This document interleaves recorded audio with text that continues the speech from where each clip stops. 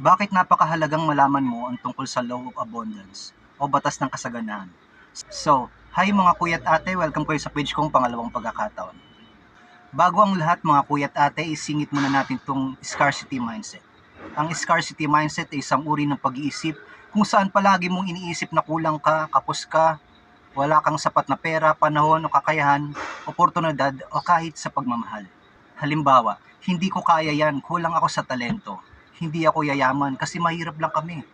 Bakit ako magbibigay, wala nga akong sapat para sa sarili ko? Samantalang ang Law of Abundance ay isang batas ng kasaganaan, ay isang paniniwala na nagsasabing may sapat at sobrang biyaya sa mundo para sa lahat. Ibig sabihin kung tama ang iyong pananaw at kilos, maaaring maakit ang yaman, tagumpay at kaligayahan sa buhay. Sa simpleng salita, kung iniisip mo na may darating na magandang bagay at kumikilos ka para dito, mas malaking posibilidad na makuha mo ito. Para itong pagtatanim ng boto, kapag inalagaan mo ng mabuti, lalago ito at mamumunga. Pero hindi lang ito tungkol sa pag-iisip ng positibo, kailangan din ng aksyon. Kung gusto mong yumaman, dapat may sipag at tiyaga ka sa trabaho o sa negosyo.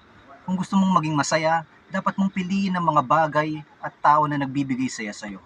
Kung gusto mong maging matagumpay, dapat handa kang matuto at magsikap.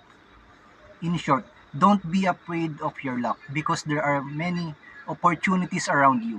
When your mind is open to a possibility of abundance, you will more easily notice and reach for the blessings that are in store for you. Kung lagi mong iniisip na mahirap lang ako o hindi ko kaya, nililimitahan mo ang sarili mo. Subukan mong palitan ito ng may paraan ako para umunlad o magagawa ko ito. Madalas nandyan na ang pagkakataon pero dahil sarado ang isip natin, hindi natin nakikita. Halimbawa may seminar o online klase, pero dahil iniisip mong sayang lang yan, hindi mo ito sinubukan. Alam niyo po mga kuya at ate, ang pagiging mapagpasalamat ay isang malakas na paraan para mas maka-attract ka ng mas maraming biyaya. Kapag pinapahalagan mo ang maliliit na bagay, mas nagiging masaya at maganang buhay. Hindi sapat ang bastang pag-iisip lang ng positibo. Kailangan ding kumilos. Kung gusto mong umasenso, maghanap ng paraan, mag-aral, magsimula ng maliit na negosyo o palawakin ang iyong koneksyon. Halimbawa, gusto mong umasenso, hindi sapat ang pagdarasal lang. Kailangan mo ring magsikap, mag-aral, maghanap ng mga bagong oportunidad. Hindi basta nananampalataya ka lang o nananalig ka lang, kailangan lakipan mo ng gawa o pagkilos. Tama ba mga kuya at ate? Kapag palagi mong iniisip ang kakulangan mo, kahirapan mo, mas lalo mong nararanasan ito. Pero kung iniisip mo ang kasaganaan at posibilidad, mas magiging bukas ka sa mga oportunidad. Kung ikaw ay puno ng takot at pangamba, parang hindi mo na